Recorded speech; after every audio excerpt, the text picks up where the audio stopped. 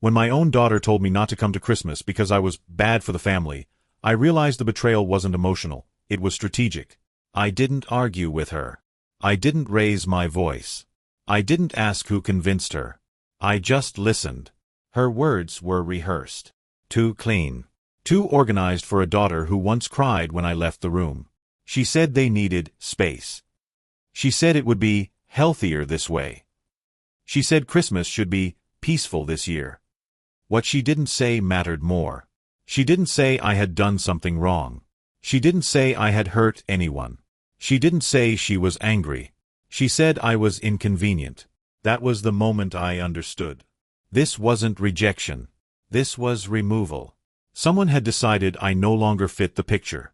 And when families decide that quietly, the danger is never loud. I stood in my kitchen after the call ended, holding my phone like it had weight. The house was silent.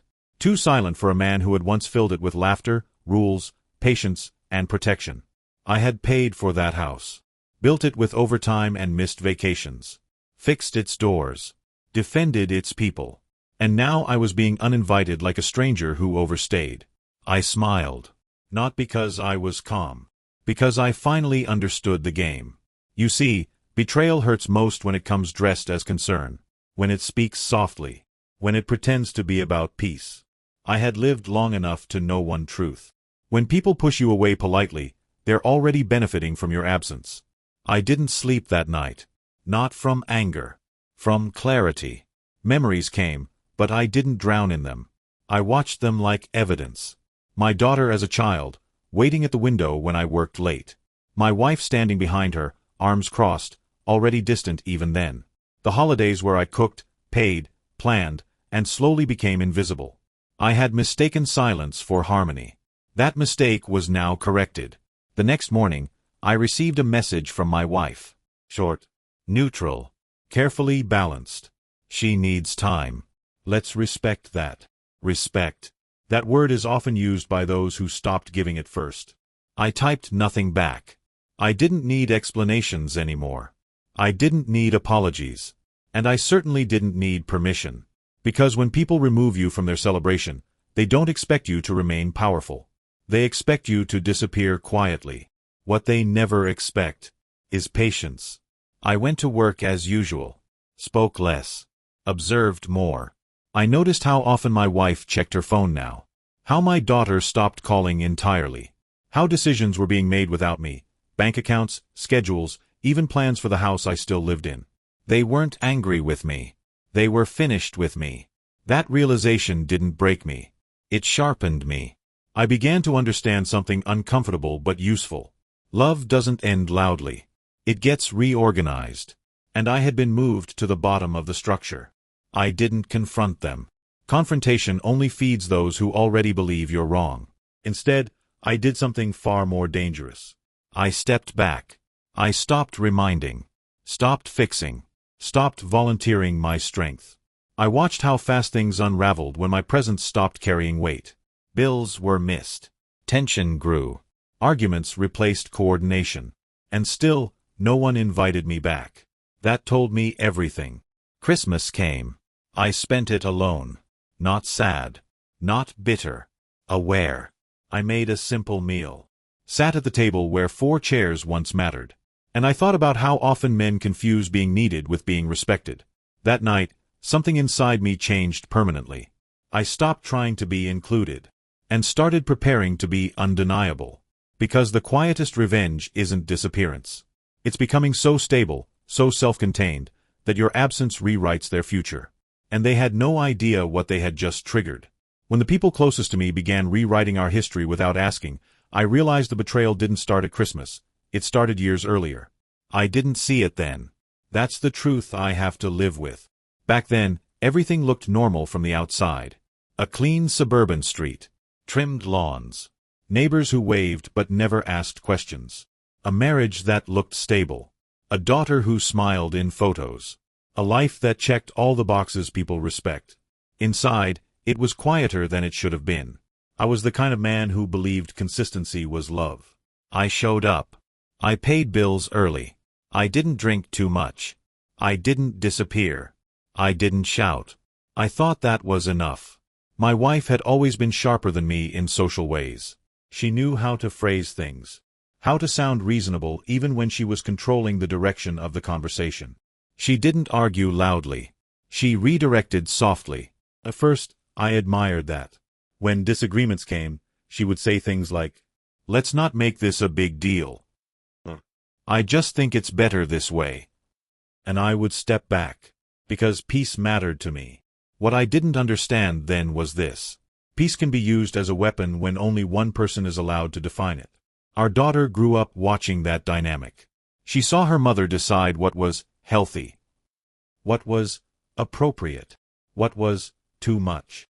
And slowly, without anyone announcing it, I became the variable that needed managing. I was never cruel, never distant, but I was firm. I believed in structure, in consequences, in saying no when no was necessary. That made me useful when things needed fixing, and inconvenient when comfort mattered more than truth. As our daughter became a teenager, I noticed a shift. She stopped coming to me first, stopped asking for advice, stopped sharing her fears. Not because I pushed her away, because someone gently redirected her. If I suggested boundaries, I was too strict. If I raised concerns, I was overthinking. If I disagreed, I was making things tense. Those words were never said with anger. That's what made them effective. My wife would smile while saying them, touch my arm, lower her voice. Always calm, always reasonable, and always decisive. I told myself this was normal, that families evolve, that daughters grow closer to mothers. That was my first mistake. The second mistake was silence. I didn't challenge the slow erosion of my role. I assumed it would correct itself. But power never returns on its own. By the time our daughter left for college, the pattern was set. Decisions were discussed without me. Plans were finalized before I was informed. My opinion was requested only when it was already irrelevant. I was still present, just no longer central. At family dinners, I spoke less. Not because I had nothing to say, because interruptions came faster than responses. I watched how my wife framed stories about me. He worries too much. He means well. He's old-fashioned. Each sentence sounded harmless. Together, they formed a narrative. I was becoming a background character in my own home, and I let it happen. Not because I was weak, but because I believed loyalty required endurance. That belief cost me more than I expected. The house itself reflected the shift. My tools were moved to the garage corner. My chair was replaced with something more decorative. My routines were subtly disrupted. Nothing dramatic. Nothing confrontational. Just steady rearrangement. I remember one evening clearly. I came home late from work. Tired. Quiet. They were in the living room, laughing. I stood there for a moment before either noticed me. When they did, the laughter softened. Not stopped. Just adjusted. My wife said, "Oh, you're home already." Already. As if my presence was unexpected. As if my timing was off. I nodded and went upstairs. That night, I didn't feel angry. I felt unnecessary. And that feeling is far more dangerous. Years passed like that. I became the man who supported from the edges. The one who fixed problems without recognition. The one who absorbed tension so others could feel comfortable. I thought this made me noble. It made me replaceable. The Christmas incident didn't come out of nowhere. It was the final form of a long process. By then, my wife and daughter had developed a private language. Shared looks. Inside references. They didn't hide it intentionally. They didn't have to. I had already been repositioned. When conflicts arose between them, I was asked to stay out of it. When decisions were made, I was informed afterward. And when I questioned it, I was reminded how calm things were now. See, no stress. But stress doesn't disappear. It changes owners. I carried it quietly.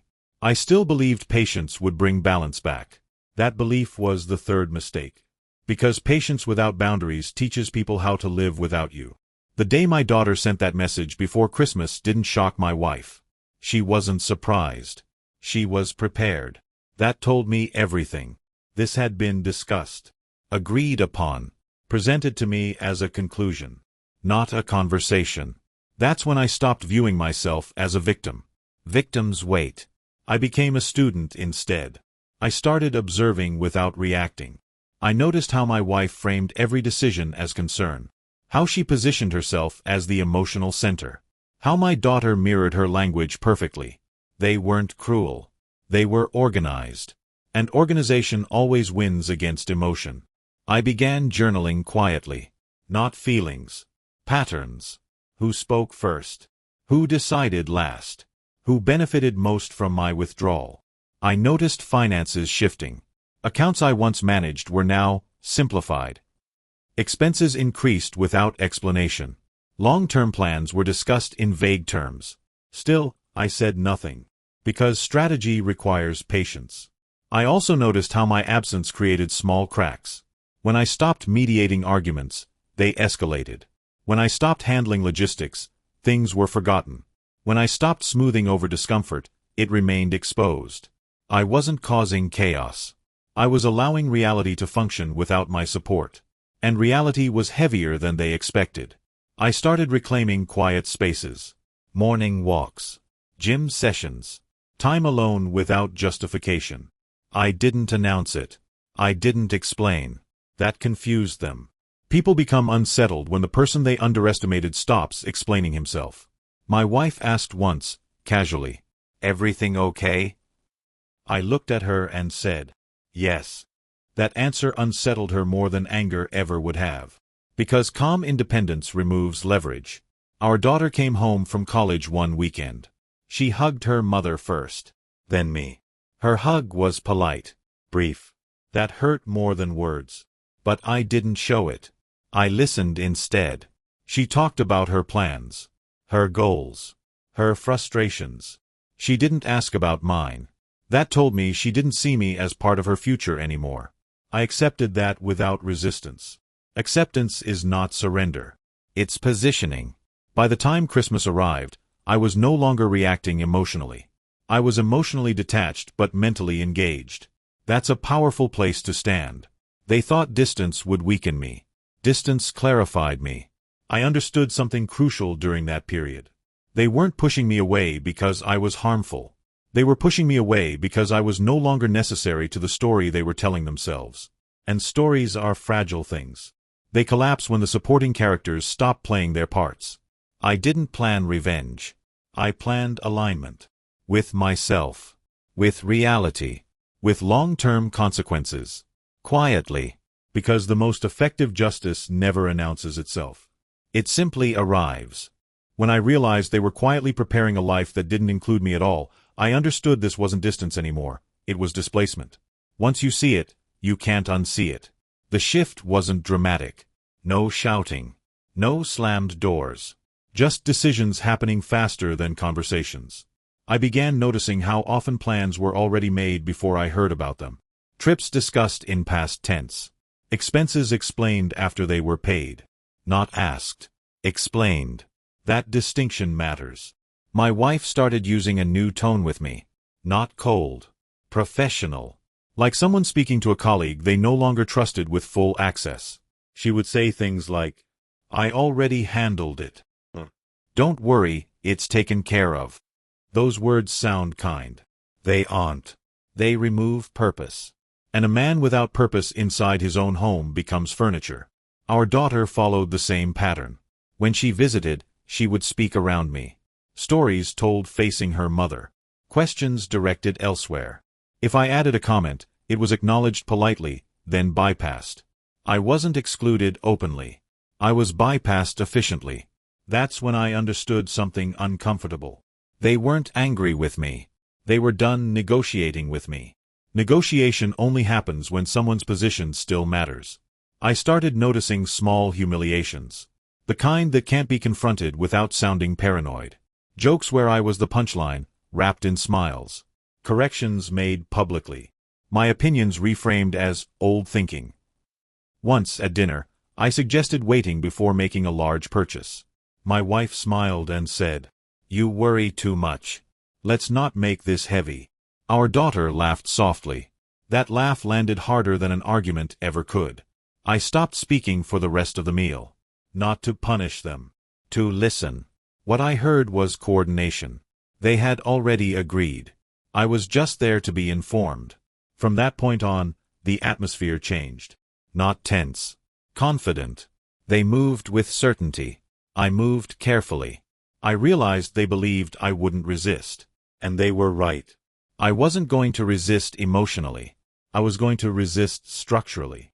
The first real conflict came quietly. One evening, my wife told me she was thinking of reorganizing finances. She said it casually, like it was a household chore. I asked what she meant. She said, "It's just easier if I manage things directly. You've been distracted lately." Distracted. By work. By withdrawal. By refusing to play my old role. I asked if there was a problem. She smiled and said, "No, of course not. This is just more efficient." Efficiency is the language people use when they want control without debate. I agreed. That surprised her. She had expected resistance. Perhaps even pleading.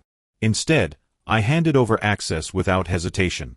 Power shifts confuse people when they come too easily. After that, boundaries eroded faster. Rooms in the house were repurposed without asking. Schedules were changed without discussion. My routines were treated as inconveniences. I didn't fight any of it.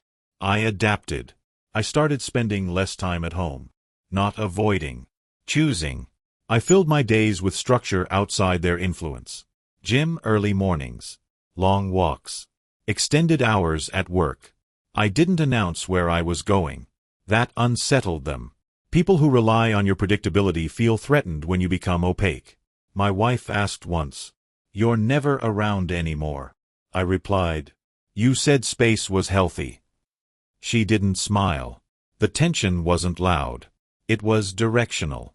They were moving forward without me. I was stepping sideways out of their frame. The humiliation escalated. At a small gathering, someone asked about our plans for the holidays.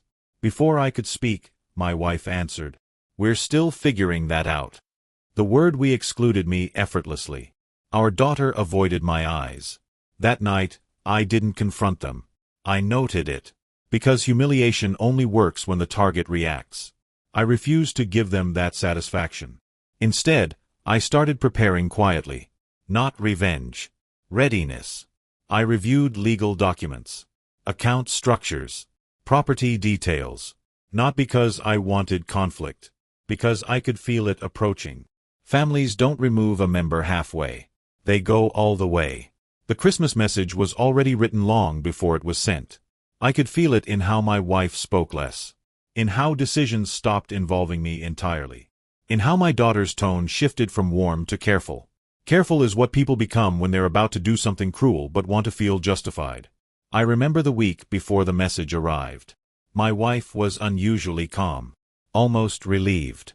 She cleaned more than usual. Organized things that didn't need organizing. People do that when they're preparing for separation. The night before, she said, "We should all try to be less tense this year." I nodded. She didn't notice my calm wasn't agreement. It was acceptance of inevitability. When the message came from my daughter, it wasn't emotional. It was structured. Words like space, boundaries, and healing. Language borrowed from someone else. She didn't accuse me.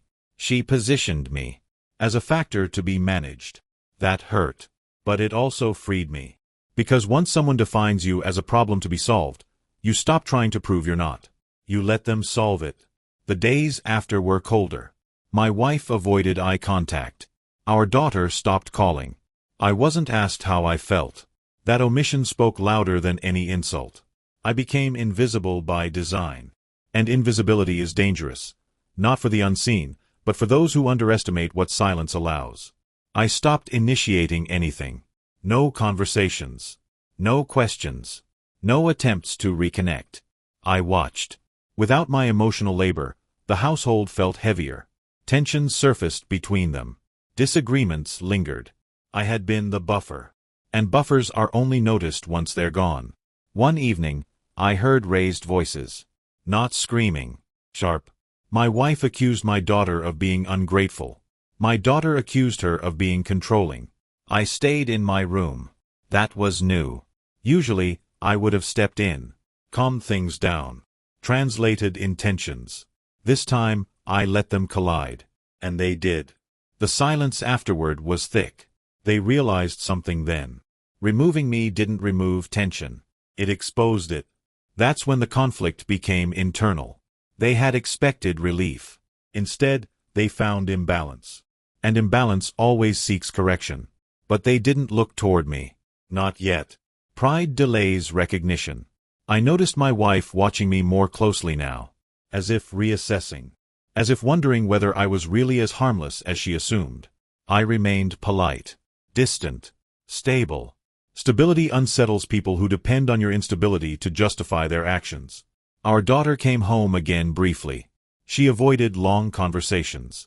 When she left, she hugged me longer than usual. That hesitation told me doubt had entered her certainty. Doubt is dangerous for people who have already crossed a moral line.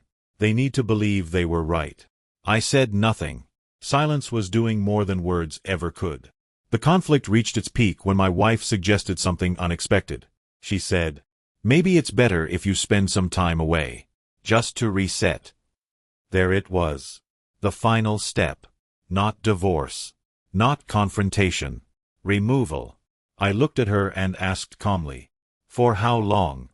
She said, "I don't know. We'll see." That answer told me everything. There was no plan for my return. Only relief at my absence. I agreed. That shocked her. She expected resistance, emotion, negotiation. I gave none, because at that moment, I understood the truth clearly. They believed removing me would simplify their lives. They were wrong. And the conflict they had tried to avoid was about to change form. Not louder, sharper, more precise. When I agreed to leave without argument, they finally understood too late that my silence wasn't weakness, it was positioning. I packed slowly. Not because I was unsure. Because I was deliberate. Each item I placed in the bag reminded me of something I had carried alone for years. Responsibility. Expectation. Silence. I didn't take much. Clothes. Documents. A few personal things. I left behind everything that had quietly become a symbol of obligation rather than belonging. My wife stood in the doorway while I packed. She didn't help. She didn't stop me. She watched. People always watch closely when they think they've won something. She asked, calmly, "Where will you go?" I said, "I've already handled it." Those were her words. I returned them without emotion. She nodded, but her eyes changed. That was the first crack. I moved into a small, quiet place not far away. Nothing dramatic. Nothing symbolic. Just space. Space to think without interference. Space to observe without noise. Space to exist without being evaluated. For the first time in years, my time was my own. No expectations. No silent judgments. No need to explain myself. That kind of freedom is unsettling when you haven't felt it in a long time. I didn't feel lonely. I felt clear. The first week passed quietly.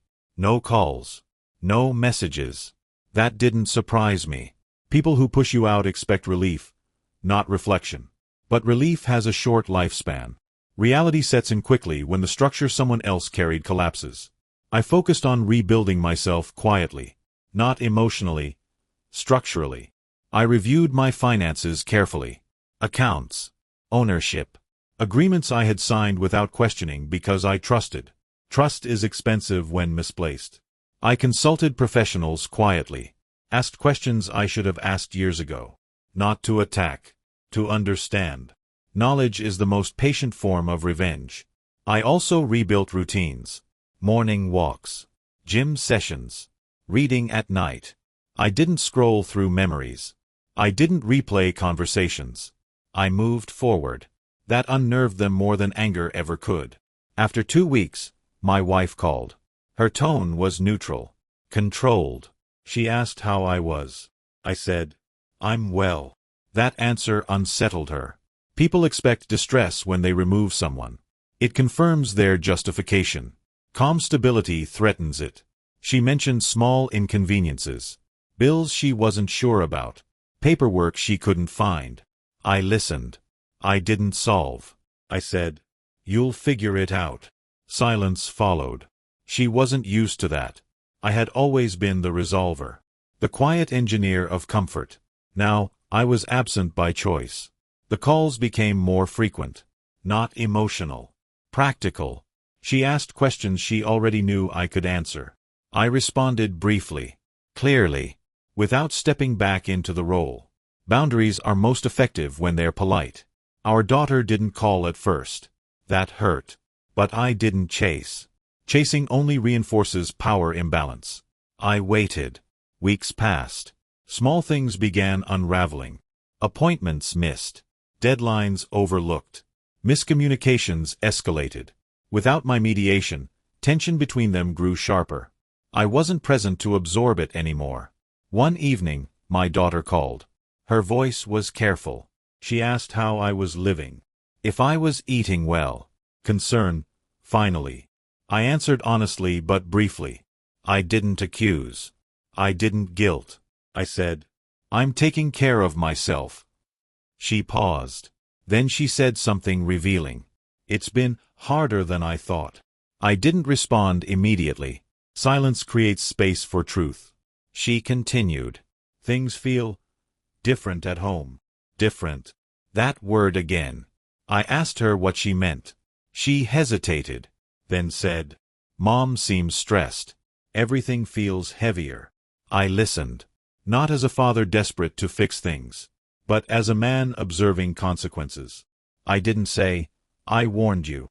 I didn't say, "This is what happens." I said, "Change always reveals what was being held together quietly." She didn't reply, but I knew something had shifted. Doubt had grown. Meanwhile, my wife began testing boundaries. She asked if I planned to come back. I said, "I'm not in a hurry."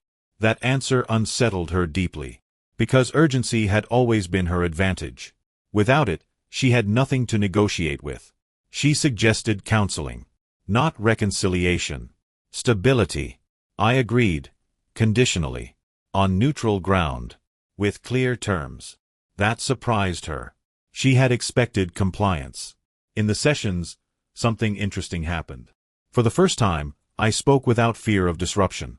I wasn't trying to preserve harmony anymore. I stated facts, calmly, without accusation. How decisions had shifted. How my role had been reduced. How removal had been framed as health. I didn't say I was hurt. I said I was displaced. That word landed differently. The counselor noticed it too. My wife became defensive. Then quiet. People react strongly when the narrative they built starts collapsing under neutral observation. After the session, my wife didn't speak much. The drive home was silent. Silence has many meanings. This one was fear. She realized something then. I wasn't fighting to return. I was evaluating whether returning made sense. That reversal changed everything. Power doesn't belong to the person who wants more. It belongs to the person who can walk away calmly. I also started reclaiming external respect. At work, I took on a leadership role I had declined before. Not for money. For leverage. I expanded my influence quietly. Confidence returns faster when you're not constantly undermined. I stopped seeing myself as someone waiting for acceptance. I became someone with options. That energy carries. People sense it. My daughter visited me one afternoon. Unannounced. She sat quietly at first. Then she cried. Not dramatically. Softly. She said she felt guilty. She said she hadn't realized how much I did. She said the house felt tense without me. I listened. I didn't comfort immediately. I let her speak. Then I said something important. I didn't leave to punish you. I left because I was being erased. That sentence changed her posture.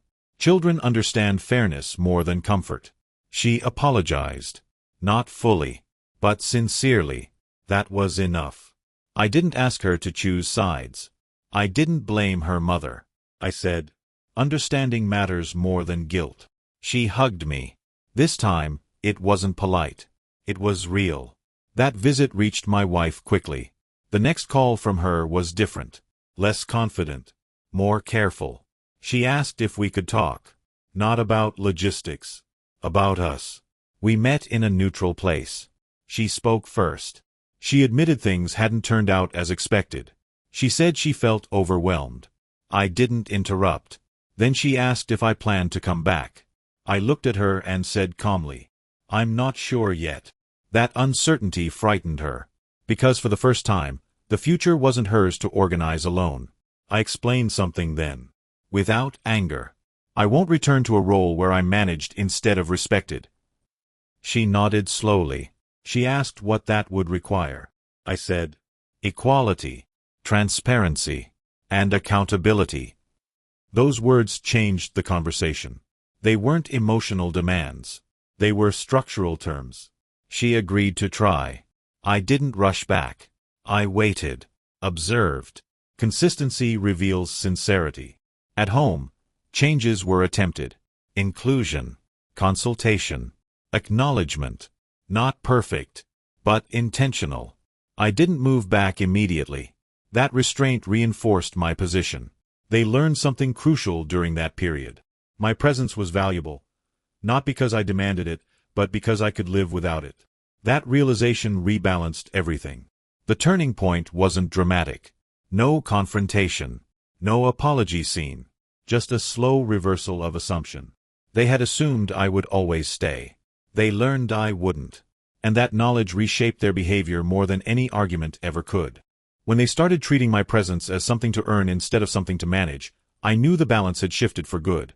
Justice doesn't arrive loudly. It doesn't announce itself or demand applause. It settles. Slowly. Firmly. Like dust after a storm. By the time I felt it, the fight was already over. I still didn't move back right away. That part mattered more than they understood. People only learn the value of stability after they experience instability long enough to fear it. And I wasn't cruel enough to rush their lesson. Instead, I stayed where I was, calm, consistent, unreachable except on my terms. I answered calls. I showed up when invited. But I never resumed my old role automatically. I let them feel the difference between access and availability. Those are not the same. At home, I noticed changes even from a distance. My wife began asking instead of deciding.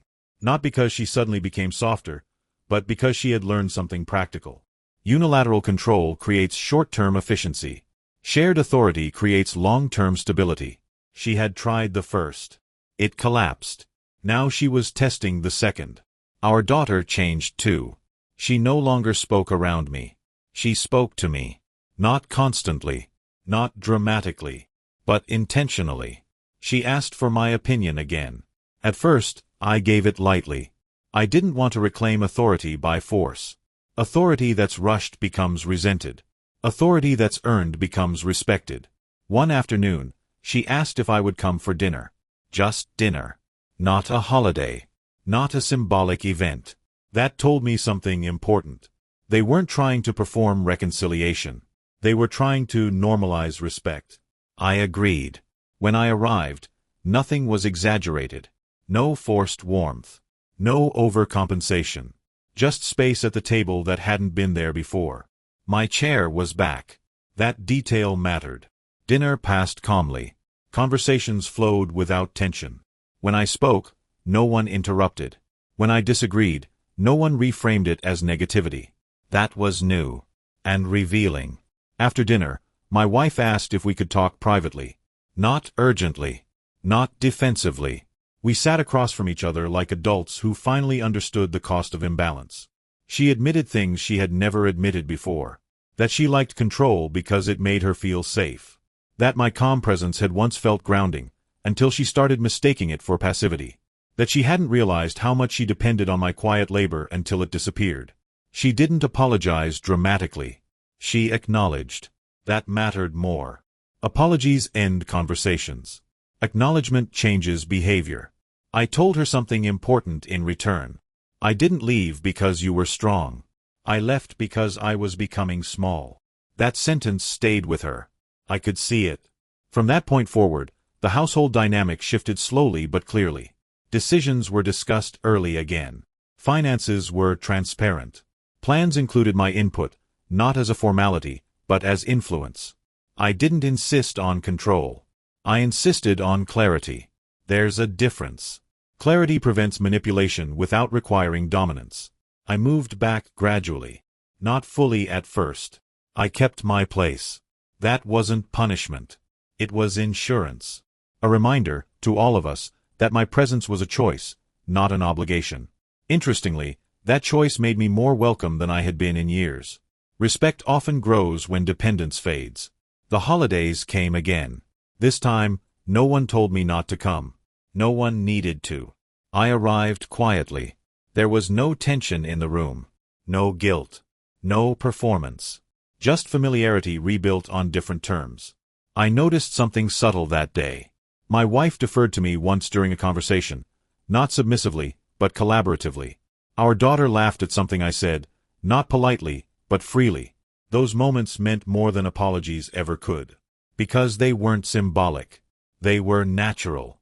Justice had arrived. Not as punishment. As correction. Over time, I noticed how they spoke about me to others. Not as worried. Not as difficult. Not as old-fashioned. But as steady. Thoughtful. Grounded. That shift told me everything. Narratives change when power does. And power had returned to equilibrium. I didn't celebrate that. I didn't need to. The satisfaction wasn't in being right. It was in being restored. Not to dominance. To dignity. One evening, my daughter said something that stayed with me.